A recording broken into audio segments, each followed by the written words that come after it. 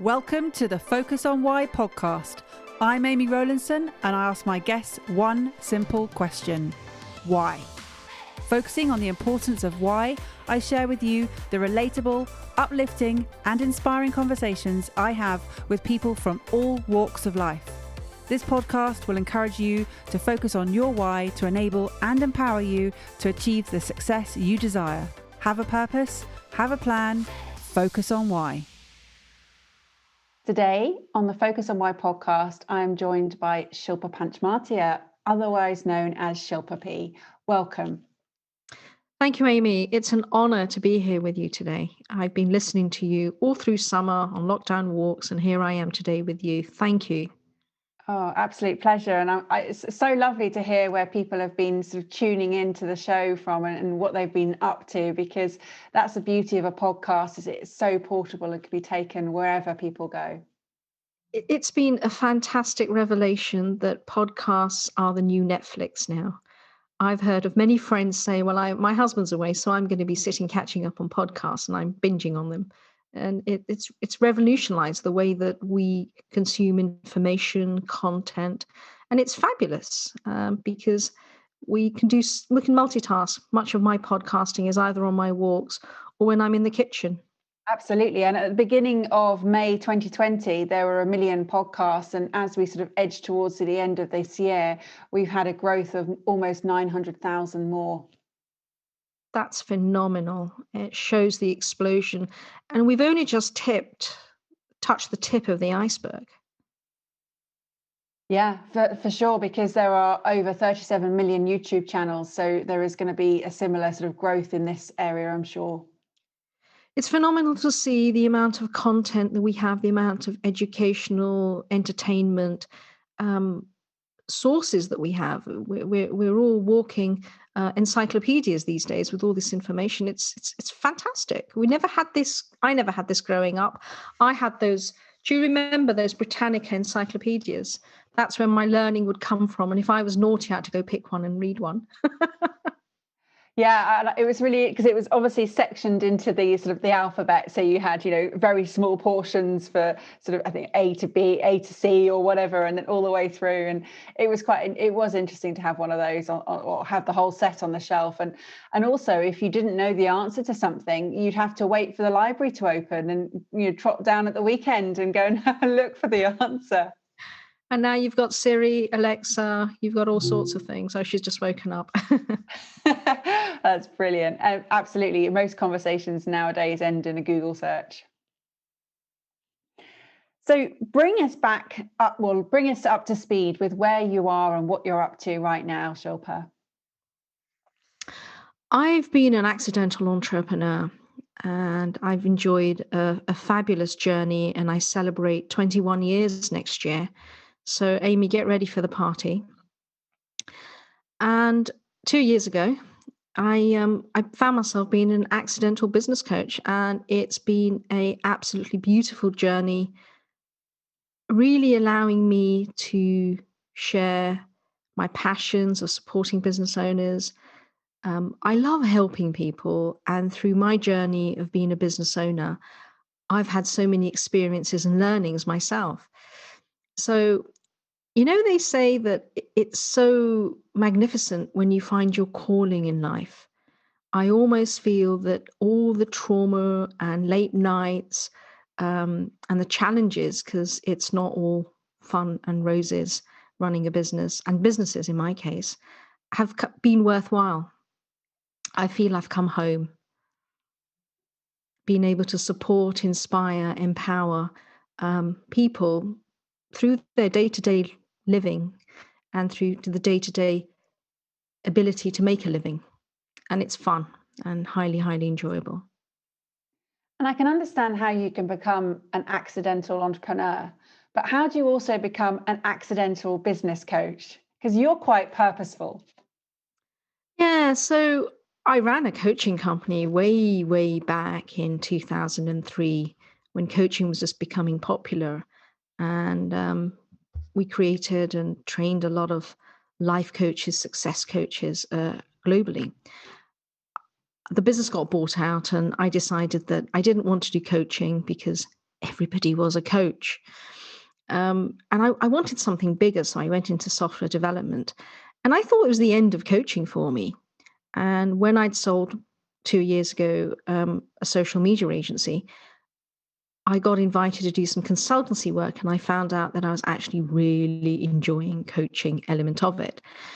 And then as I started networking again, people said, well, you've done this work. You've helped someone put Facebook into their business. Can you come to my business and help me? Because it's going to give me a whole new business avenue and business channel. So I found that I was just supporting businesses ad hoc by invitation. And it just became apparent to me that, well, actually, this can be my next career move, and I can set myself up as a business coach. Incidentally, I had 10 clients all of last year where I worked with them full time on their business, but I hadn't got even a website or hadn't really done any social media. So it's very interesting to see how the power of a network can be so important and almost imperative to a business owner. And I only realized that recently. But then I did have a network well over 21 years. So it's something that I'd built up and contributed to and taken from over the years. And you've run and you've sold business. Which parts do you enjoy the most? Always the startup. I'm a complete, absolute startup junkie. The adrenaline, the fun, the prospect of setting something up, the enjoyment. I've still been thinking of ideas all through lockdown. So I'm definitely a startup person, and I think it's been great for me to be able to start a business and under 5 years being able to exit that business. And the 21 years, are there particular moments that stand out for you? I always remember how business relationships and business contractual opportunities are different in every country. And I had a business in India, and we had a commercial lease on top of a bank. So it was a nice property. And the commercial lease at the time, we were quite naive. We had a 6-month payment up front, and we wanted to vacate the property.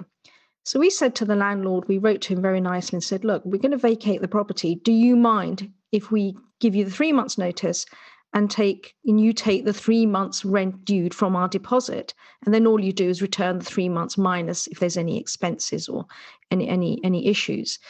And the commercial landlord got very upset with that we were breaking the terms of the condition, and we were foreign people and we didn't understand how it would work. And he threatened to put us into jail, which he absolutely could, because he would just make a police complaint and the police will come and pick you up and interview you. And during that interview process, they stick you in jail.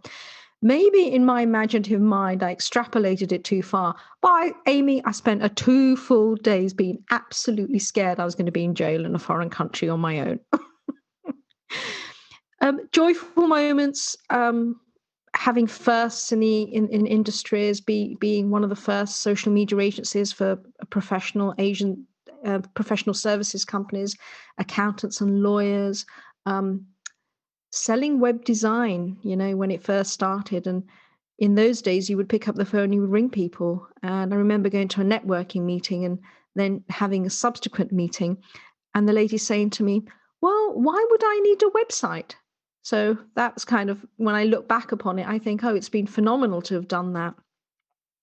During my corporate career, I remember actually selling mobile phones. And that's when mobile phones were first introduced.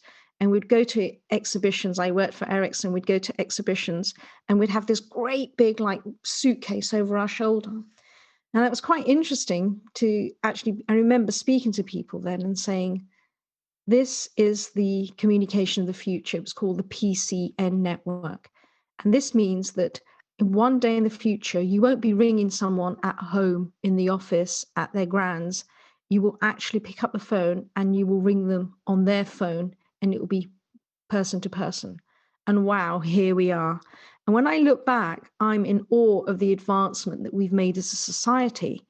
And if I extrapolate that to now, I'm in awe of the advancement we've made as a society through pandemic and the absolute fastness that the digital age has come about to us. It's been very exciting to see. And you talk about the sort of the advancement in technology.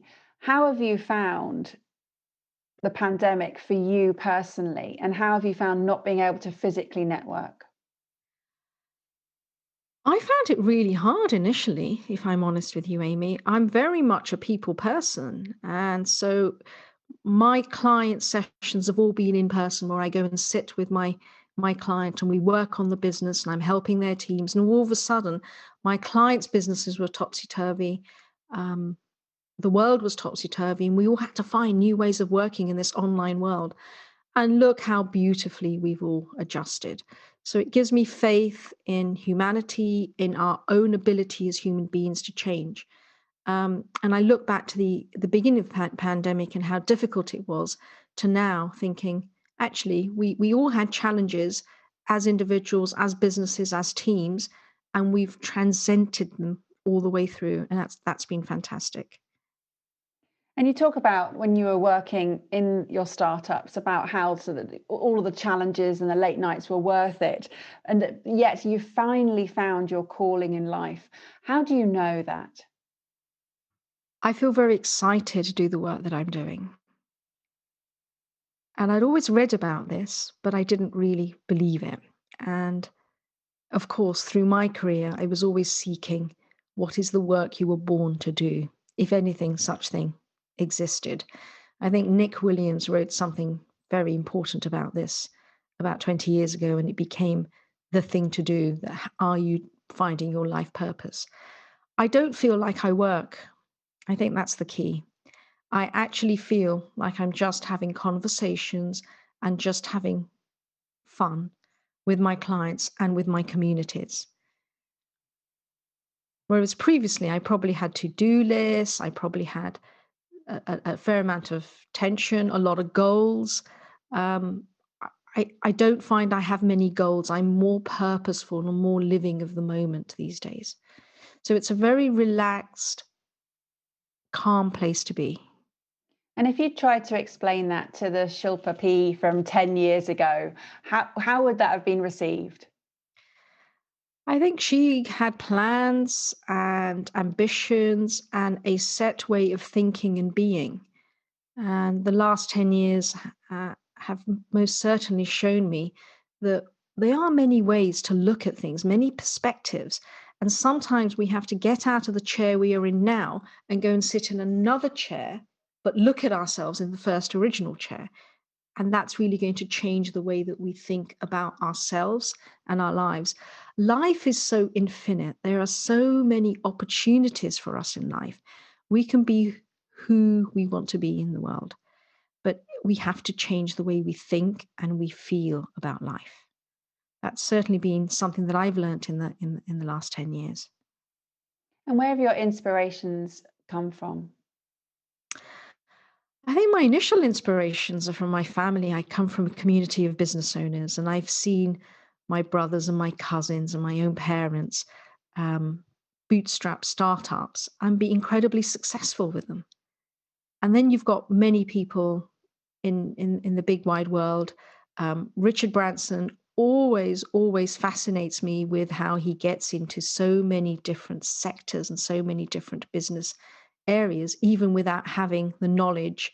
And I've probably done a lot of that myself, having worked in very many diverse business areas, that it's actually been, oh, I think that's a really interesting sector. I'm going to set up a business in it. And then I've gone and hired the best skills to do it.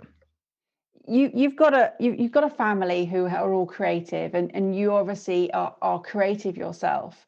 What is it that you sort of use as a measure for your own success? Oh, that's a difficult one because the sort of entrepreneur that I am and the sort of ambitious woman that I am, there's never been a yardstick to say that, okay, I've actually achieved success. It's been a passion that you're always fueling, you're always striving, and you're always doing better. Because look, hey, the world's like that. The world is ever changing and giving you many, many opportunities. So you're always trying to grab what glitters. And this passion for business, can you remember where it's first started?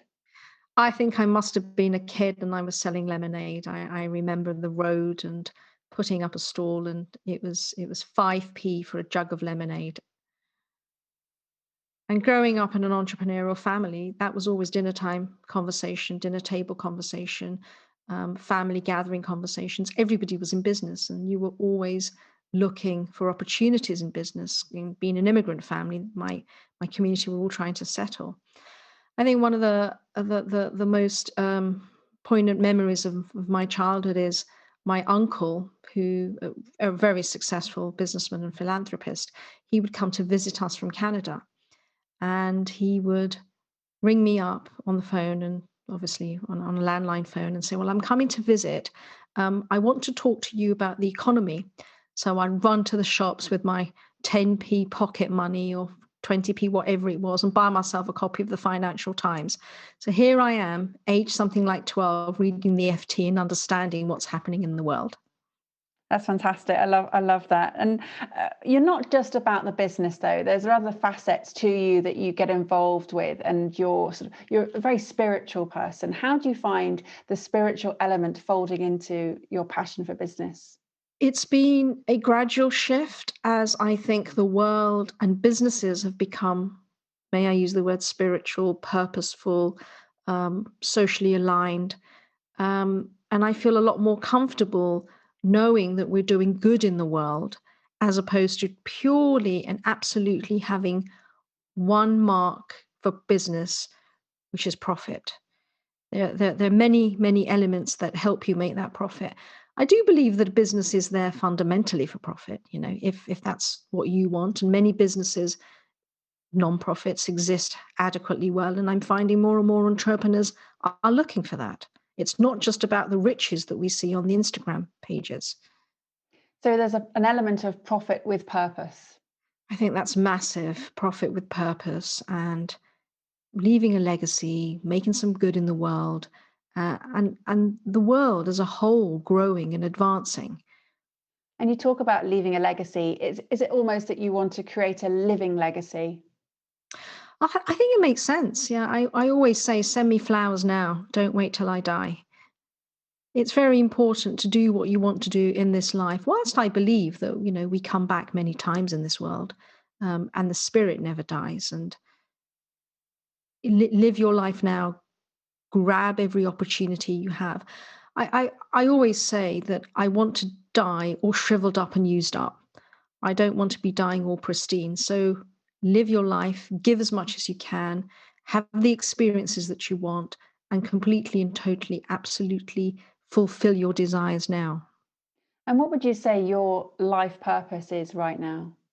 Well, that's a difficult question, Amy. That's sometimes the sort of question that keeps me awake at 3 a.m. in the morning. I love my life and I love the things that I do. I don't think that I have one single purpose. I'm carving out a life for myself, which includes a lot of contribution through my own personal practice, coaching practice, through some of the charity work that I do. And you know what? Just generally being a nice, kind person, buy the homeless guy a coffee every morning, not just now and again. Um, do some good in your community, your local community, your community at large, your charities, and live a more simpler life. I find that my desire for smart, fast sports cars is gone now, which leaves me a significant sum of money every year to give to charity. So it's been a nice shift to have. Yeah, I totally agree that the as you get older, you definitely sort of want or need for as much as you used to, and that and that simpler life is so rewarding. Don't you think that the pandemic has really brought that home to us? The simplicity, the inability to go dine at Michelin star restaurants, the desire to fulfill the wishes and the support the local restaurateur, and the love for our family and friends that we've realized is absolute paramount to us. I agree. I think that the opportunities that the pandemic has afforded us is that ability to just put a pause on everything that we were striving for and everything that we were trying to achieve and reassess what is most important to each and every one of us. And as a result, as you say, there's been fantastic opportunities to connect And even though we haven't been able to physically connect, we've been able to connect in different ways and show our appreciation and show our love for other people and our respect. And whilst, some people haven't had as many choices in terms of the people on the front line, that they are committed and have had to have an incredible ongoing commitment this year, without the sort of choice, because that was their sort of early commitment in their career. Whereas a lot of other people have had opportunities to change their careers, whether they've been forced or not, through being made redundant. But what's important is that people have really had this opportunity to find their calling if they so choose. I think this is the sort of opportunity that has been afforded to people once in a lifetime. And many have seized it. Many have sought a deeper purpose in their being, in their existence. And many have struggled through it because of the mere challenges that trying to put food on the table has brought to them. Many have lost jobs, professions. I see great opportunities for people there if they're able to just switch their mind over to, okay, all will be well. How can I be differently thinking about this? And what does my heart want to do? I think it's a great opportunity. I've certainly seen so many new businesses being born here, and that these opportunities would not have given them that impetus to change. And I think the stats have also shown that there's been a 30% increase in the number of startups, because all of a sudden there's a mass amount of job losses and redundancies, and people are thinking, this is a great time for me to work for myself. I've always known that the future of the world is that there'll be more and more micro businesses and more freelancers doing things, and the corporations of the past are slowly dying down. And why do you think that's the case? I've not really thought about why, but if I was to think about it now, it's probably because there's just a change in the demographics and the way that people think and want to work. Um, and it's communication must have a massive element to that. The digital age, being able to do this, sitting in different parts of the world and having meetings, it wasn't possible even 5 years ago. You did not have the advancement in technology. So do you believe that anybody could be an entrepreneur? Absolutely. I'd like to offer a distinction to the word entrepreneur and business owner. Many think that an entrepreneur is someone who absolutely invents something and has some innovation and borrows money behind the business. Whereas I think an entrepreneur is someone who has an idea and goes ahead and makes money out of it, makes a business out of it, and a good business out of that. I think entrepreneurism is a mindset. I think entrepreneurism is a ability to find opportunities in the marketplace to supply them with products or services. And I also think that entrepreneurism is something that anyone can do, given that they have the mindset, they have the market opportunity, and they do the work and the learnings that's possibly necessary for them to get there. And it's not an easy journey, but it's a journey that anyone can do if they so wanted to. That desire has to be there. And with the desire, you're looking for sort of that internal intrinsic motivation. Oh, that's mega, isn't it? Being able to get out of bed in the morning and actually do your own day, you find your own structure, keep yourself going, and juggle so many balls of sales, marketing.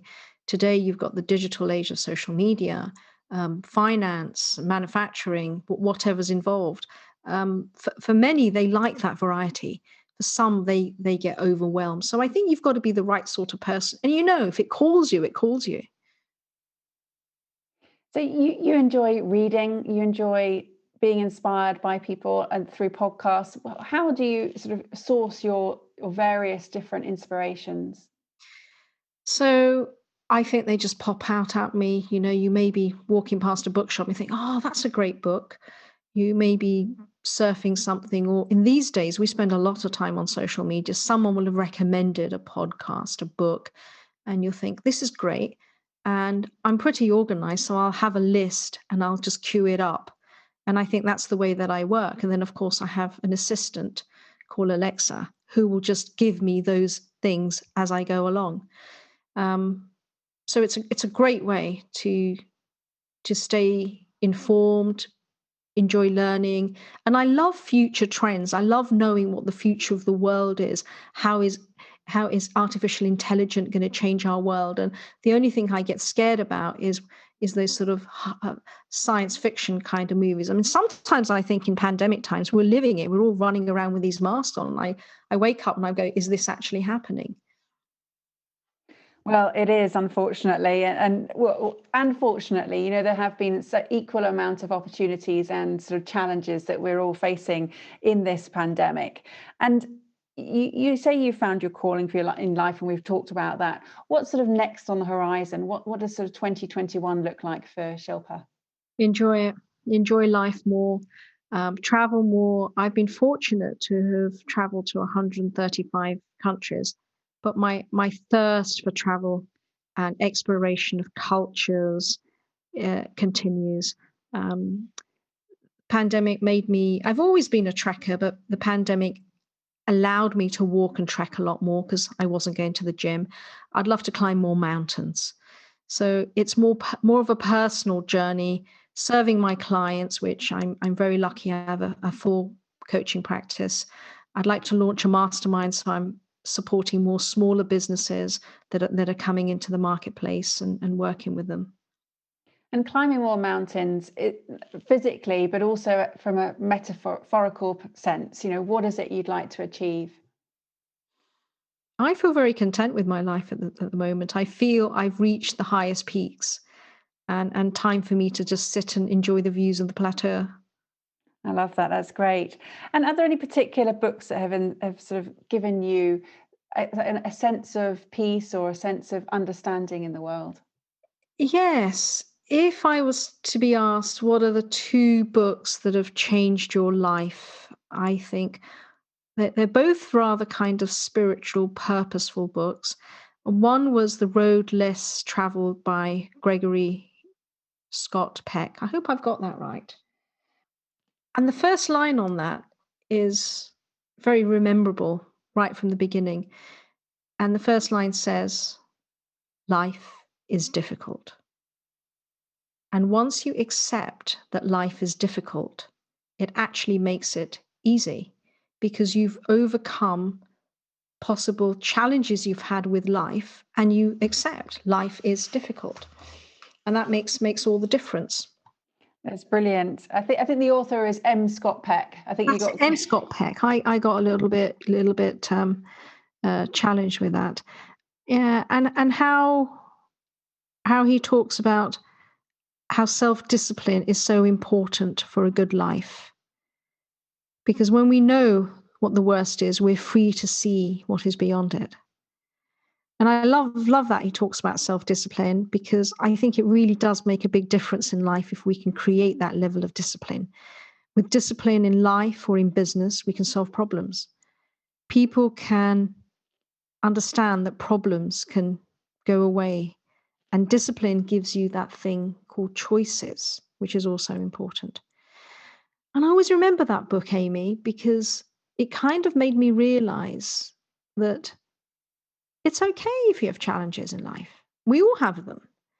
And once you get past those challenges, not meaning the actual problems, but the thinking that what these problems are about, it's all so much easier. And the other book that you mentioned, Yeah, the second book was a massive revelation to me, which I read recently. And it was a book called Dying to Be Me about Anita Moorjani. And there's 2 major themes in the book. One about being yourself and not having to worry about peer pressure, societal pressure, business pressure, but actually just being you. But what attracted to my book initially to read it was that she went through a near-death experience. And it just fascinated me that people still had them. Well, not still had them, but they were still so popular. It was a new book. I couldn't put that book down. She talked about how she had cancer and she was bedridden, and then she died. And when she died, she met her father, her best friend, and people that loved her. And she could at the same time see her brother, who was in a different country. He was in Hong Kong and she was in the States, getting on a plane to get to her. And she could see everyone in the room telling her family that she was in a coma, but she was listening to it all. And then she comes back and she cures her cancer. So it shows you that your body has a tremendous amount of ability to heal itself. And the magnificence of every human being is amazing once we learn how to grab it.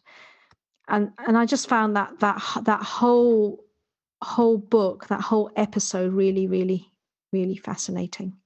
And you started off by describing how it can be difficult to just be yourself because of the different elements of external pressures, whether it be your peers or society or business pressures. Why or how have you found it okay? Or how have you found the route to just being yourself? I think it's been a hard route. I come from an immigrant Indian family, and we have very tough cultural norms. Um, I should have been a doctor, first of all.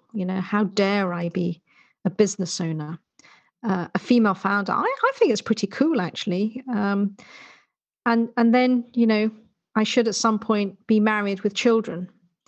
Um, and you've got to find within yourself a tremendous amount of, what's the word I'm looking for?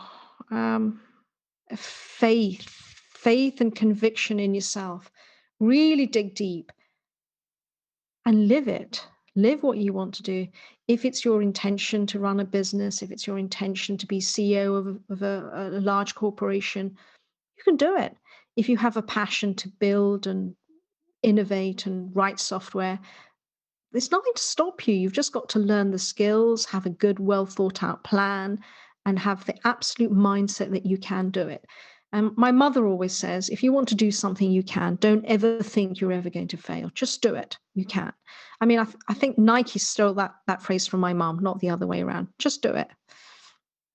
Oh, I love that. That's brilliant. And it is a great message. And whoever thought of it at whatever time, it is a fantastic sort of strap line to live your life by. And I'm really impressed with how you have had the confidence to just be yourself, despite sort of cultural pressures as well. That's an extra one into the mix there. Has it always been the case that you were accepted to be yourself? Absolutely not. As I shared, that we in society put a lot of expectation on individuals, our children, people, that they've got to go and do a certain thing. We don't allow the spirit of the soul and the individual needs and wishes to just roam and feel free. Often we worry about how will we live in the world. We want to have a certain level of income to afford a certain lifestyle. But I often feel we're stifling what we want to do and what our passions are. And the secret is of course turning our passions into this profit. And that's really where I think people will be accepted and appreciated for who they are and what they bring. So we've talked about profit, we've talked about purpose, and we've talked about passion, all sort of linked to business. And I know you have a huge passion for business, and there might even be a podcast coming out soon.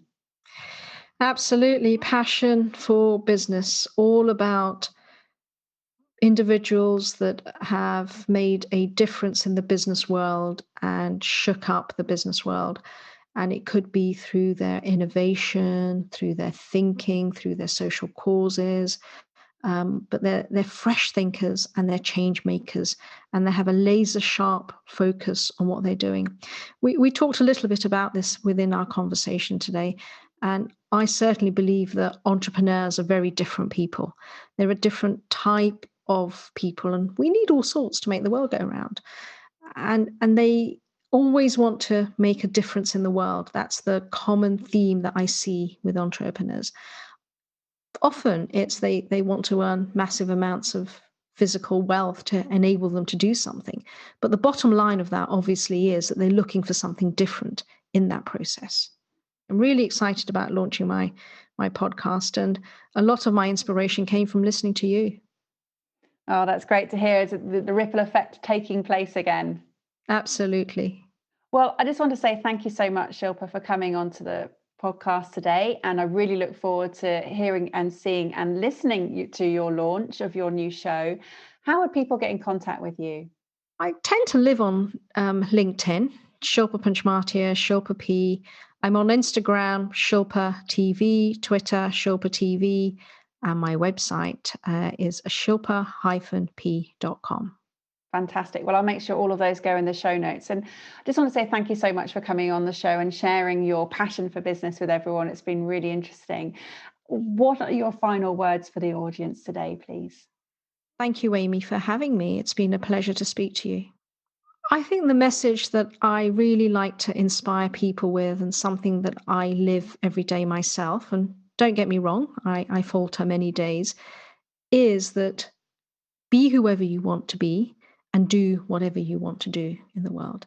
There is nothing to stop you. We are human beings of infinite and absolute possibility. Do and be whatever you want to be in the world. Thank you for listening to the Focus on Why podcast. I'm Amy Rowlinson, and if you've enjoyed this episode, please leave me a 5-star Apple Podcast review. Connect with me on LinkedIn, Instagram, and Facebook, and become a member of my inspiring, uplifting, and positive Focus on Why Facebook group. I help people to focus on their why with clarity, uniting their passion with their purpose with a plan to create the life they truly desire. If you would like me to help you focus on your why, then please book a free 20-minute coaching call via calendly.com/Amy Rowlinson. And if you haven't already, please sign up for the Friday Focus weekly newsletter via my website, amyrowlinson.com. Have a purpose, have a plan, focus on why.